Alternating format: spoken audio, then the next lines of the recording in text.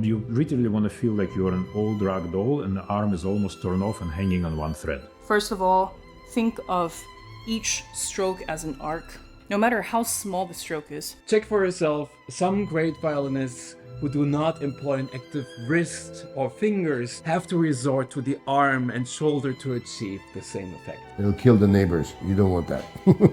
When a lesson brings together Pinchas Zukerman, Tobias Feldman, Nancy Zhou, Grigory Kalinovsky, and more, you know you're getting truly valuable insights into playing the violin at the highest level. So why ask these incredible virtuosos about bow control? Because no matter how musical your instincts are, the bow is where sound actually begins. In this video, these violinists break down the mechanics behind great bowing from multiple angles, showing how balance, release, contact, and motion all work together to make the bow feel truly alive in the hand. This is just a glimpse of the world-class instruction waiting for you on Tonebase Premium. Head over to Tonebase at the link in the description to start your free trial, and if you enjoyed this video, like and subscribe for more. Now, let's get into it.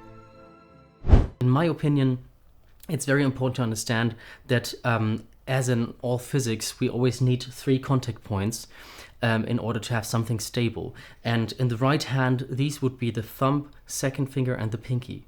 And if you would like to demonstrate this for yourself, you can also hold the bow just horizontally in front of yourself. And you will immediately feel, after holding the bow for a few seconds, that there's a lot of weight on the pinky. And if you lift that finger, you will see that your hand will be really in trouble holding the bow, and if you lift even the 4th finger, it will be even more dangerous and more difficult to hold it. And therefore, I think it's essential to activate the little finger, the pinky, for string changes and bow changes. And there's a very good exercise I'd like to show you in order to activate the finger, which would be just regular scales, but just played with these 3 fingers.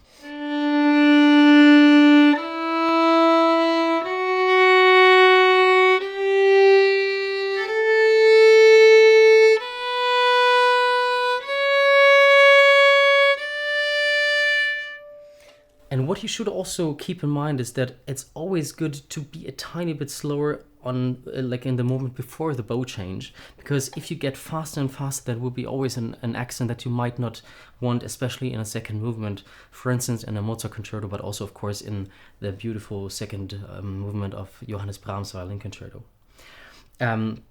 And another exercise that is very helpful when doing this, or also to demonstrate it for yourself, is if you hold your bow other way around. So if you hold it like on the tip, and you do the same exercise just playing a scale, but with all fingers, otherwise it's impossible almost.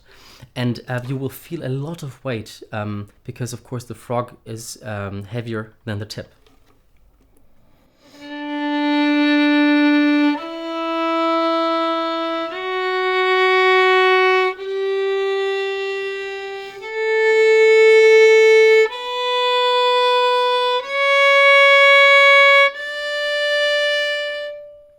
Of course, this is quite an extreme example and an extreme exercise, but in my opinion, it's always good to search for these extremes when practicing at home, because then if you take the bow in an original way, then you will feel that you have much better control when doing scales, but also when you go from the G string to the E string, for instance. So one of the most crucial things is that the upper arm swings from the shoulder joint without any resistance. Basically, what I usually have new students do is you imagine that you're holding the bow at the frog, and you simply drop your arm. And you do it a few times. You hold and drop. Hold and drop. You literally want to feel like you're an old rag doll and the arm is almost torn off and hanging on one thread. When I play, I actually often feel this bone almost pulling out of the shoulder socket. So once you feel that drop, then what you do is you create the same feeling, but this time you throw your arm forward using your back. So you hold at the frog and then you throw it forward in front of your nose. And what's very important is not to do it from the elbow, but to do it all the way from the back. So you feel all of this move. You go, and you feel the arm kind of flying away from your body and your muscles stretching on. You hold and you throw. And then, of course, this is an image, it's not really true, but you feel that when you play your down bow, That's basically the sensation that you have, and the only thing slowing the arm down is the friction of the hair with the string. If the string wasn't there, your arm would just fall through. So then you take the violin and the bow, and you establish that swing. You feel like a monkey from a tree. You swing your arm, and then you place the bow on the D string. I usually start from the D string because the motion is a little bit more horizontal, and because the D string is a little bit more flexible than the A, and so you can feel the pull better. So you swing your arms, and remember, swing both of them. Right? You can never relax just one side, and then you plant the bow near the frog, and you throw your arm. So you plant, go. Completely relax. So you bring your elbows together, and then you let them fall apart. So again, from the back, you should look like a conductor. You go elbows together, elbows apart, elbows together, elbows apart, and you feel how every millimeter of the hair is pulling the string. You're not pressing down. You're creating friction against which you pull the string. So once again, you relax the shoulders, you plant the bow, and then you use your back to propel the arm forward. And you feel this happens purely on gravity and momentum. And final kind of goal here is that you do 4 down bows. You reset your body between each, and each one you do louder and louder, but more and more relaxed. So you do number 1, reset, now do 2, even bigger, 3, bigger but more relaxed, and 4, the biggest. So not stronger, but bigger. So once we're done with down bows, we graduate to up bows.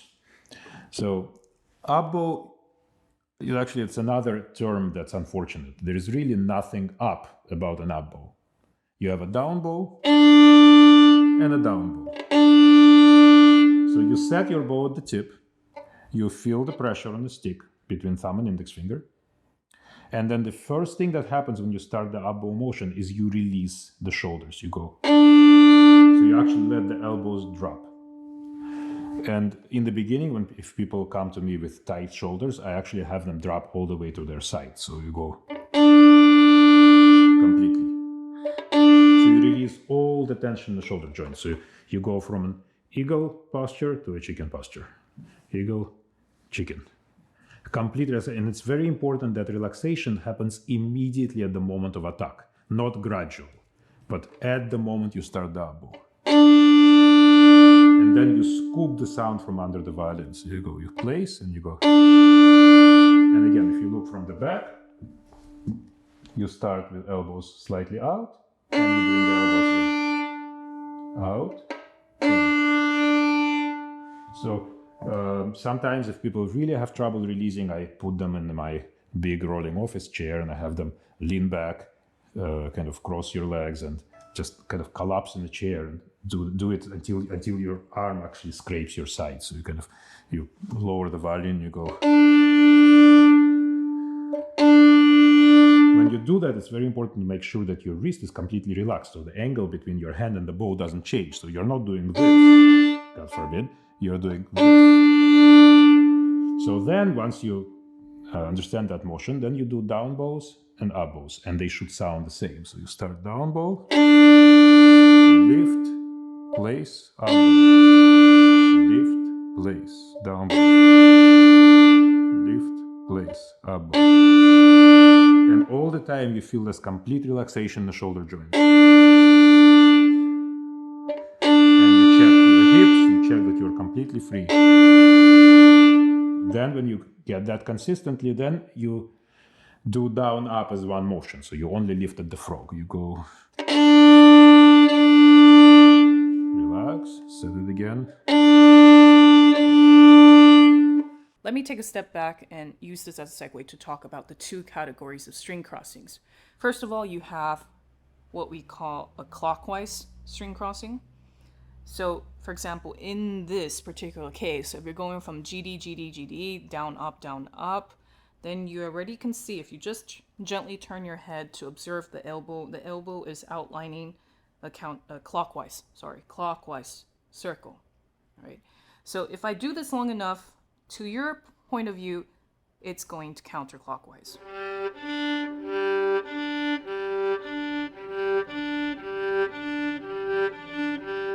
Right? And I don't know if you have observed as well, but every time I release and I stop midpoint or, after a demonstration, there's always this little arc upwards. Hardly, and I make it a mission to refrain from doing this. If you do this, then you hear how the sound is not lifted and it falls down to the ground. So this is also one thing to keep in mind, right? So clockwise, again, means that what leads the string crossing is actually the fingers, but the bigger parts of the arm are in the background and they are the supporting element. So the leading elements, in this case, are the fingers, namely the pinky, ring finger, and the thumb, and the supportive element is the rest of the arm, right? So that is not to say, when we say isolate or localize your motion to the fingers, it's not to say that you can't use the arm. If you go fast enough, though, well, actually, even in this case, you can see visually that it's just not possible to keep the entire arm locked in and just move this, because tension is necessary for that to happen, and you don't want that much tension. You want to alleviate that tension as much as possible. Effort is good, tension is locked in. Effort is always just a temporary state. There's always some kind of release that you can throw in there. Tension is a state of retained effort, and that's something you want to avoid. And then when we take a look at the next string crossing, so we have this. If you look long enough, to your point of view from the audience, it looks like a clockwise crossing. From my point of view, if I look at my elbow, it's a counterclockwise string crossing. And there you have the two categories. Now, with counterclockwise string crossing, you must feel how the bow, just for a split second, feels like your bow is being brought up into the finger joints. So you feel how the fingers flex in just almost imperceptibly. And you go down. Now, let's take a step back and talk a little bit about body mobility, right? So when we're working on these string crossings, it's a bit like what I've been addressing with the previous segments, that you should never keep your body completely still. There is completely useless movements, and then there are functional movements. And if your body deems it necessary and comfortable for the sake of its comfort to move a little bit as a function to facilitate, whether it's the violin kind of from here, I might start downwards again to bring the violin closer to the bow, and I start opening. So you'll see in this example that my violin is basically following a general trajectory of starting from down, opening. When I get to that high B natural, that's my turning point, and then I go back down again. This is to allow, almost I would say, if we're thinking of arbitrary percentage numbers, let's say, okay, it's 40%, the violin is doing 40% of the job in this whole exercise. 60% comes from the localized efforts from the fingers and your awareness of what's going on. But also 40% is that you just need to time the violin, how it's opening and closing to kind of put everything together.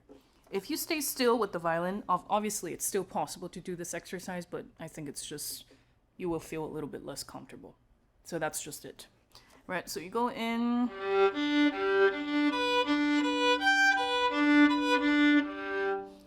Now, one thing that I think must not be neglected when you practice this is, first of all, think of each stroke as an arc. No matter how small the stroke is, how little it is, the concept, and this is what Dunas talked about with tone production, right? So the idea that the sound is being pulled up and away from the string. Never press Especially in this case, there's no merit in pressing down because there's too much weight anyway. You want the bow to be doing most of the job for you in terms of the weight, right? And then pulling up and away will allow the string to vibrate just a little bit more right before you cross over. If you think about it carefully, if we take a closer look at the right hand here, I don't know if you can see, if you pay attention to just the screw, it's going right up right before I cross over to the D string. So instead of just going down as is, you see the problem.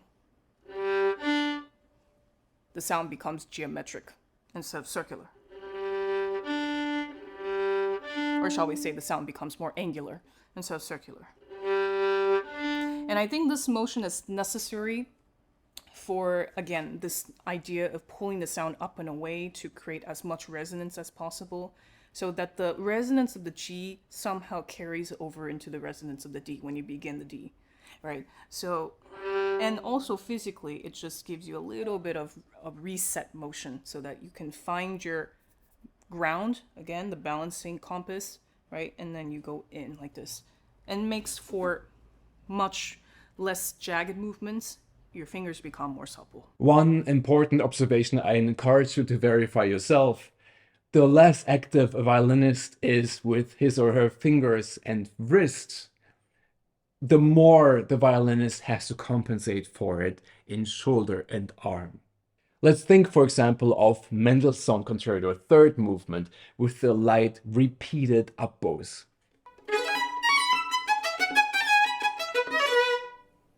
Check for yourself. Some great violinists who do not employ an active wrist or fingers to execute that stroke have to resort to the arm and shoulder to achieve the same effect. My preference is to at least be able to do that actively from wrist and fingers. Another example of when both a hanging feeling and curled up rounded fingers can be beneficial are lyrical passages played in a forte. Unlike pressing into a string over the index finger solely, I imagine my hand to really hang on the stick with heavy but soft, rounded fingers distributing the weight over at least two, if not three fingers, being index, middle, and maybe even third finger subjectively, third finger being the ring finger, while maintaining some soft, round, but still heavy tone. An example would be a part from the Baroque Concerto, third movement.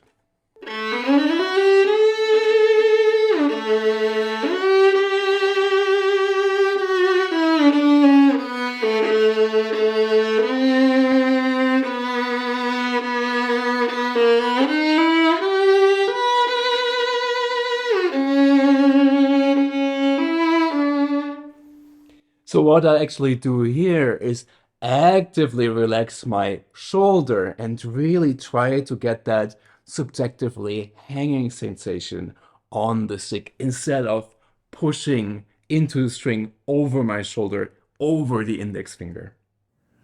Question number 2, he loved that. And if you look at his edition, I don't remember exactly, but I think it had about 15 different examples of bow changes, or bow different elements of the bow, of how you use it.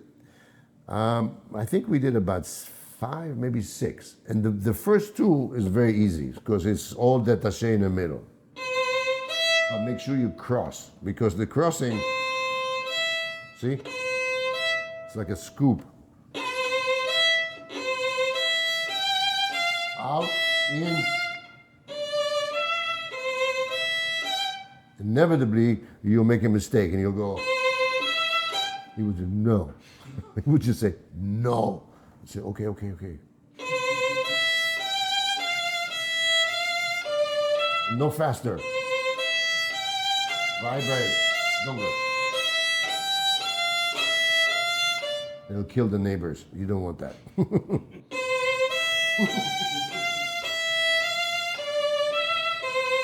Then the next one is 2 slur, 2 separate.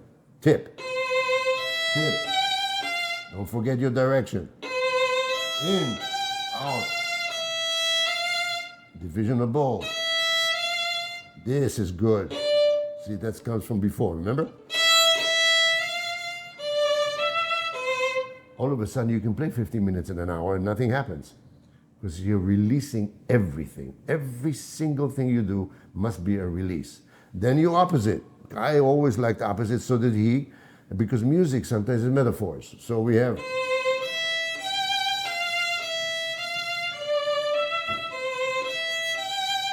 Then he would say martale. So.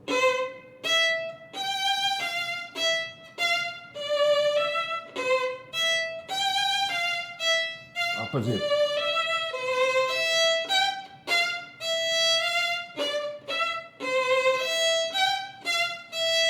Now, 3 and 1.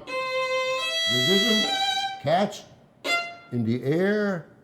You have to look. Look at the bow. Huh?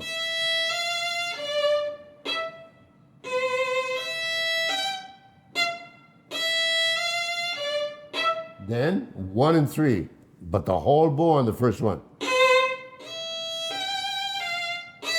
And usually it's release.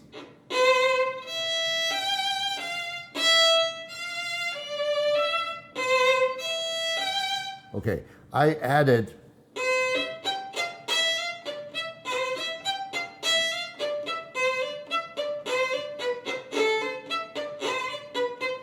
never in front of Mr. Galavian. You would say immediately no, because it's too much information. Too much information. The brain can only use so much information in one session, so to speak. And that's very important to remember that, because you'll be able to play a lot longer during the day. You won't be tired after a 3-hour rehearsal. All those things are relevant to playing for long, what I call a long journey. And I'm now 175 years old and I'm still okay. Have you ever had these moments of extreme clarity where you finally understood the true meaning of some piece of advice, even if it's been swimming in your mind for years? Well, this happened to me. I was a sophomore in college, and my sophomore recital was the next day. I'd been playing violin for 3.5 years by that point, and while I was going to play Vieuxtemps' Fifth Violin Concerto, and there was a spot that always bothered me. I was struggling with some of the lyrical moments in the piece. They felt a bit constricted, and I felt that they could be more. And it was making me quite nervous for the concert, and I was already setting myself up for failure. I went to YouTube for a sort of last resort, hoping to find something to fix my problems, some idea, some kind of sound. And I found Leonid Kogan, the great Soviet violinist. I hadn't heard his recording before. And I went to that lyrical section, and it just blew me away. He was using so much bow, and this section's marked piano, so I was always playing it kind of timidly. And so he was using a lot of bow, but still it was gentle, it was sweet. And with his sound in my ear, I had that realization that I just need to use more bow, and specifically more bow without a louder sound. And so I worked this out, and immediately things got easier. The music just took off. I became more confident in my playing, and that simple idea, use more bow, took a whole new meaning, and I continue to explore that today. So the point is that sometimes the very basic changes to the mechanics of playing and moving can yield strikingly different artistic results. So that story was about more bow. Now I've had similar eureka moments about using less bow. And this is something normal that'll happen with experimentation, especially when you repeat the same experiment years later.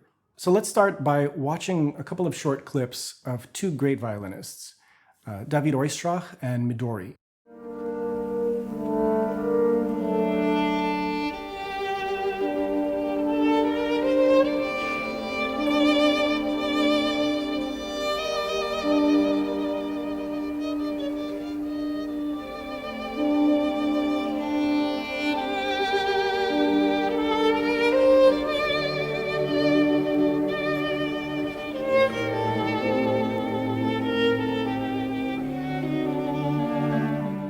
Oistrakh was really the king of using a lot of bow.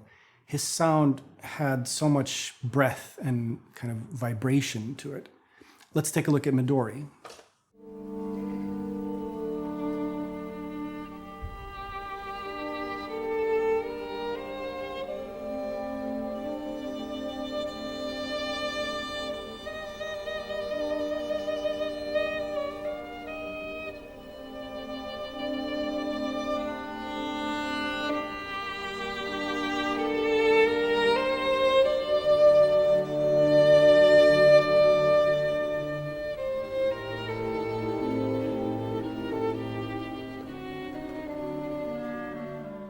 So you see and hear that Midori's sound, it's more inside. She's spinning a web. It's like a slow and soft burn.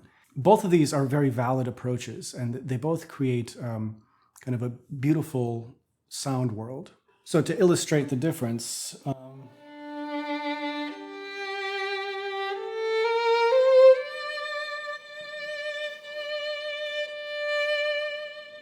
see, I started at the tip. I use a whole bow.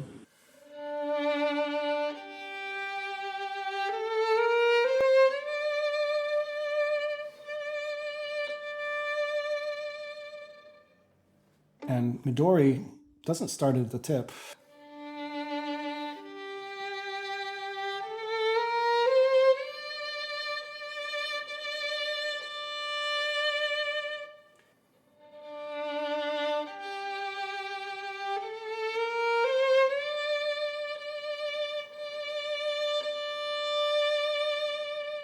So the difference between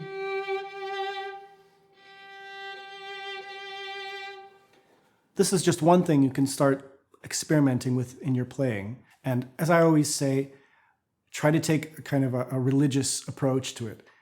You know, if you're playing the Tchaikovsky concerto, play all of the lyrical passages in, you know, one manner or the other. Maybe everything is breathy and, you know, you try to channel Oistrakh, or everything is more kind of inside and you channel Midori.